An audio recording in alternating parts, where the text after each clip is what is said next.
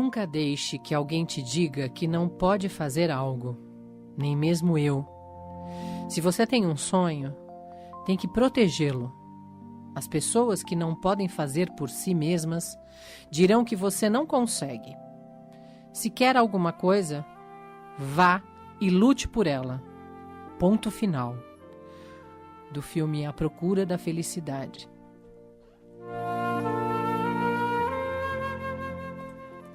Muito boa noite, é um prazer enorme estar de volta aqui, mais uma segundona abençoada, cheia de energia boa, dia 1º de junho, Uhul! O Tomás está aqui fazendo toda a encenação para a gente sentir a energia vibrante de 1º de junho de 2015. É, mais um mês que se inicia, mês das festas juninas. Ê, lasqueira, boa! Do pinhão, da paçoca, da pamonha, das pipocas,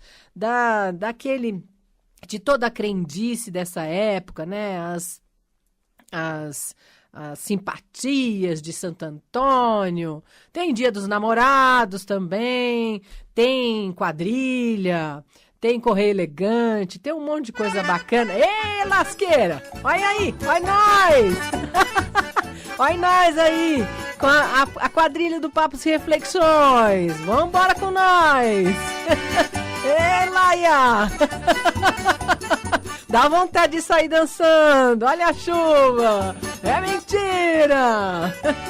É nessa energia que a gente começa mês de junho.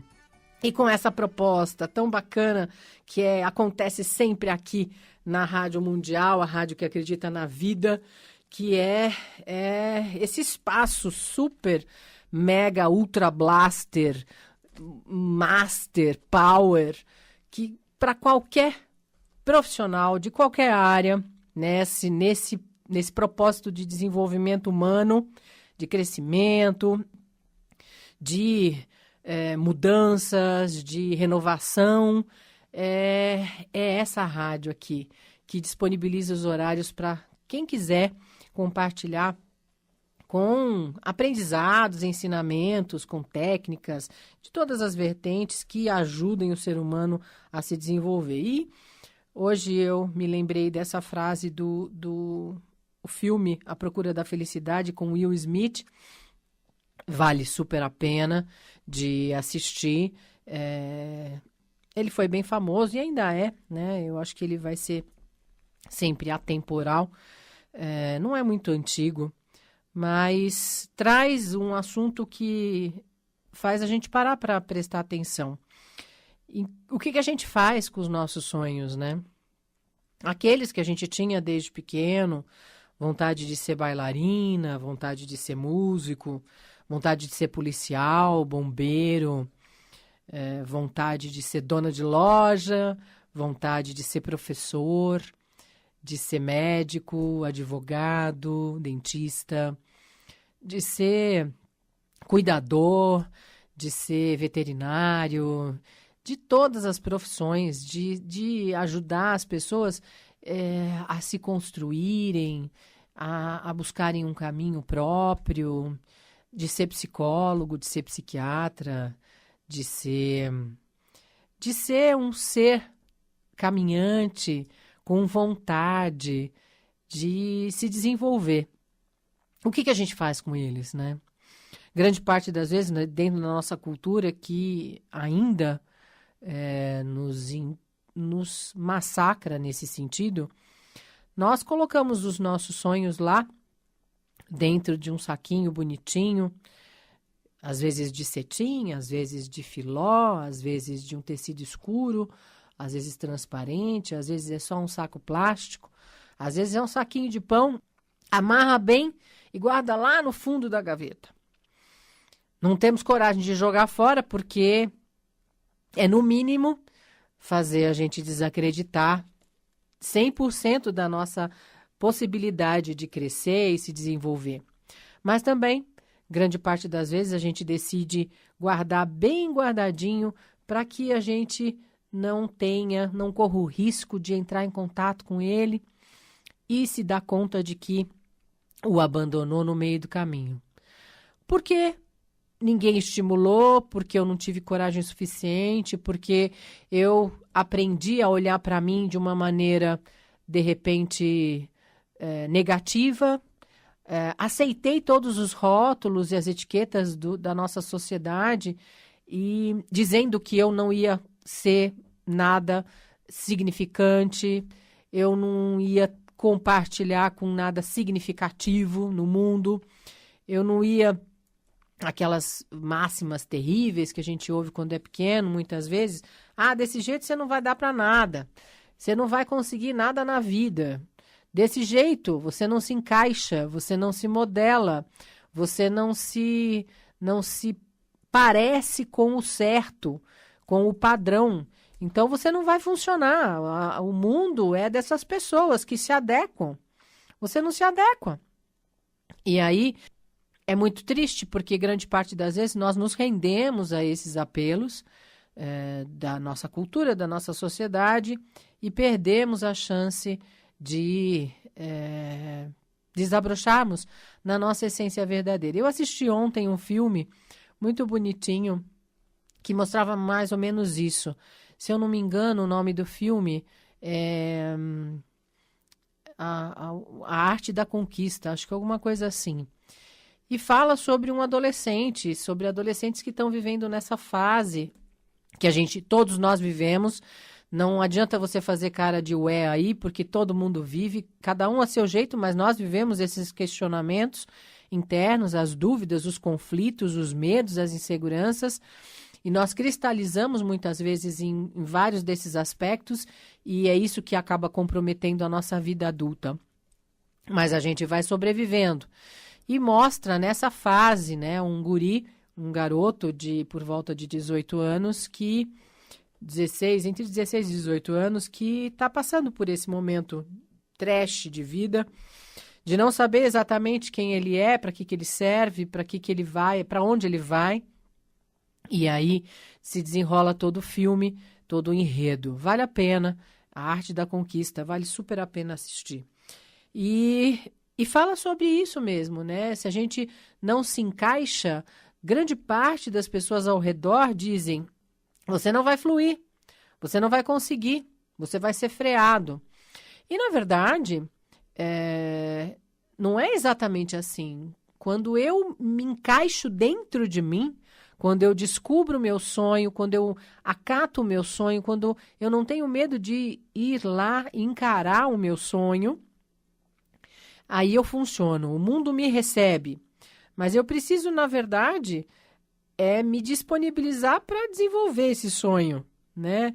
Para descobrir os meus dons, para me apoiar no meu direcionamento, me dar credibilidade interna a ponto de, quando vierem as negativas externas, eu não entender como impedimento, mas como um impulso para que eu vá um pouco além das minhas limitações.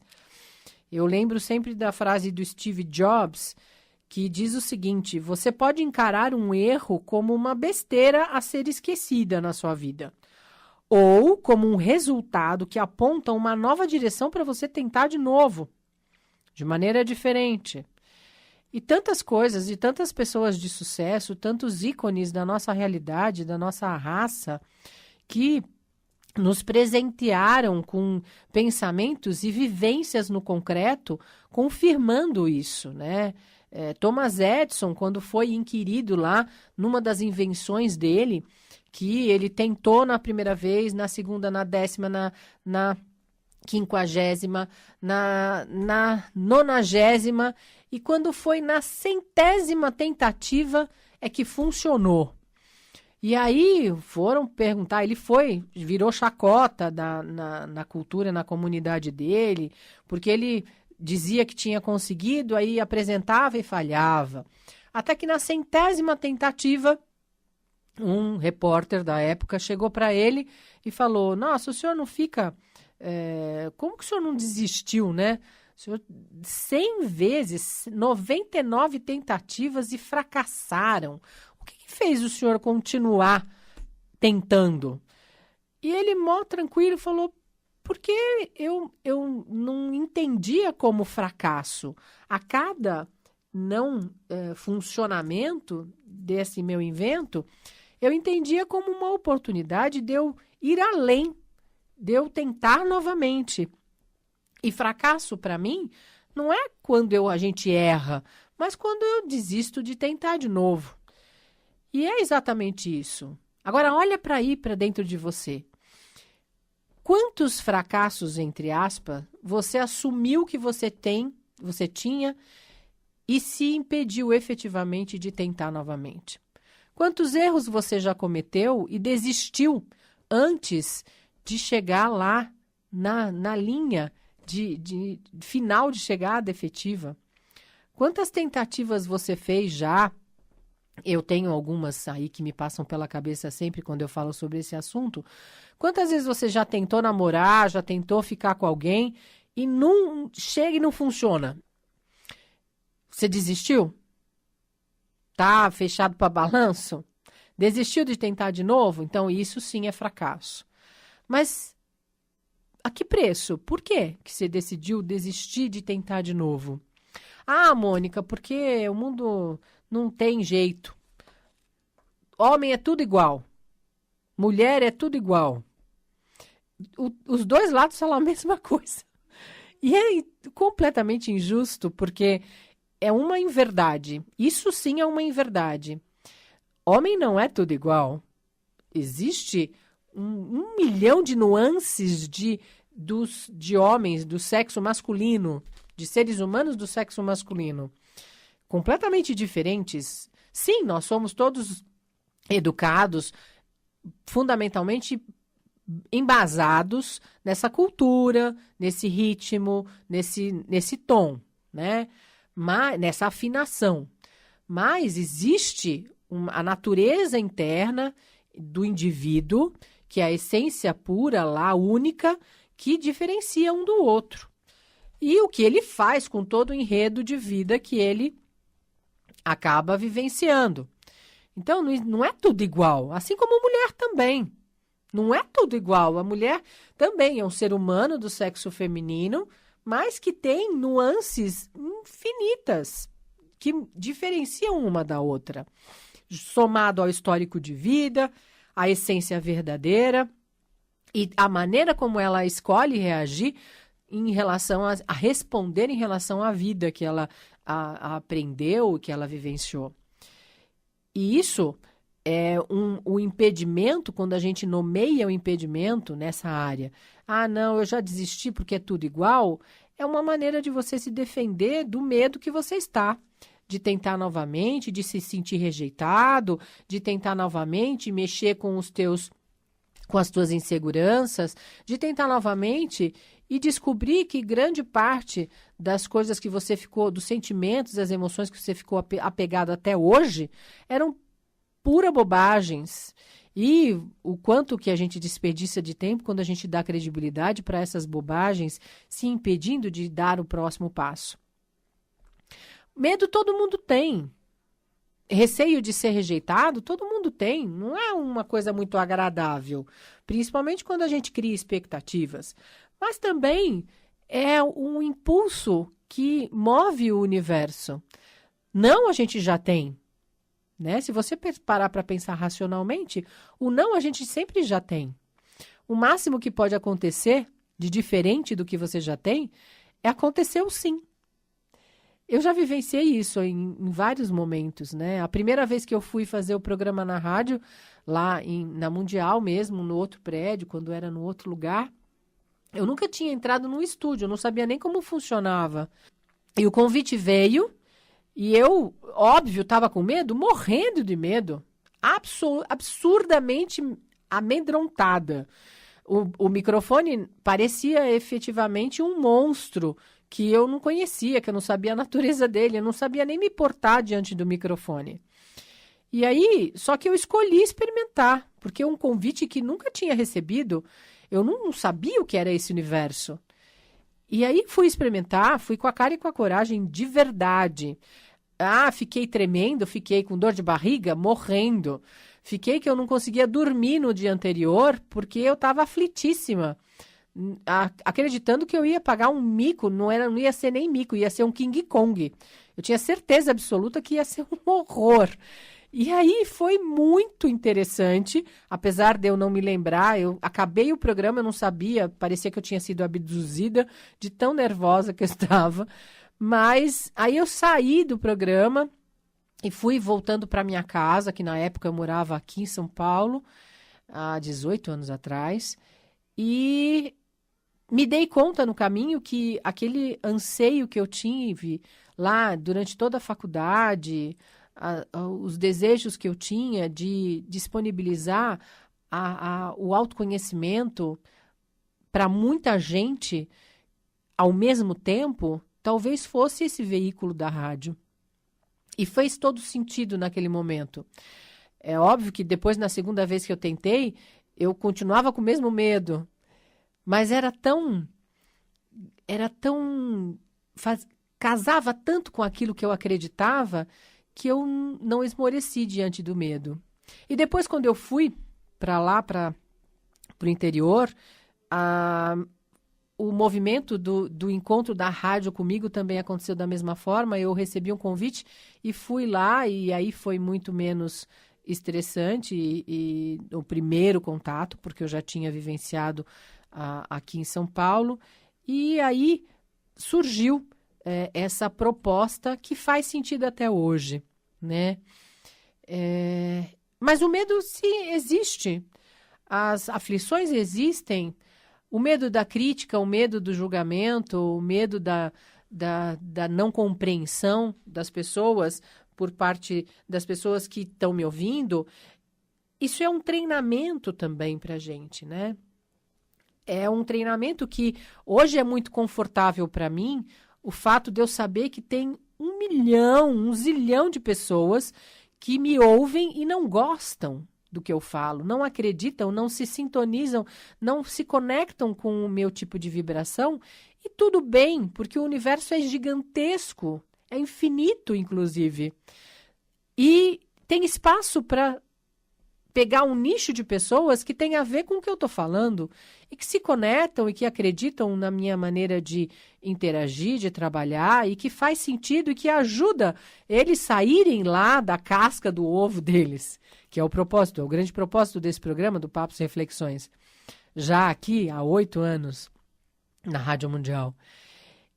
E aí, isso me deixa extremamente à vontade, mas lá no início tinha, lógico, muito medo de as pessoas não compreenderem, de não entenderem efetivamente o que estava acontecendo. Eu já tive situações muito pitorescas e interessantes, não só ao vivo no programa que eu comecei há muitos anos atrás lá no interior, que também é Papos e Reflexões, mas numa outra rádio, numa outra proposta. Eu atendia ouvintes ao vivo e tive situações muito interessantes para eu aprender ao vivo, né? Eu já ouvi críticas ao vivo muito ácidas e foi extremamente produtivo para mim, porque naquele momento eu estava com a chance de solidificar o pacto, o compromisso que eu tinha assumido comigo. E foi muito produtivo para mim. Eu não sei para outra pessoa, porque aí eu não tive mais a chance de falar com a outra pessoa, com as outras pessoas nas vezes que aconteceram. Mas foi extremamente produtivo. Eu cresci muito. E é esse o propósito desse programa do Papos Reflexões. Ajudar você a olhar para os teus sonhos e perceber o quanto você tem desperdiçado de vida que está pronta para acontecer e que por medo, por insegurança, por uma autocrítica exagerada, você tem desperdiçado oportunidades preciosas por não ter coragem de olhar para essas oportunidades de maneira mais amena, mais flexível, mais disponível para esse crescimento, para esse desabrochar.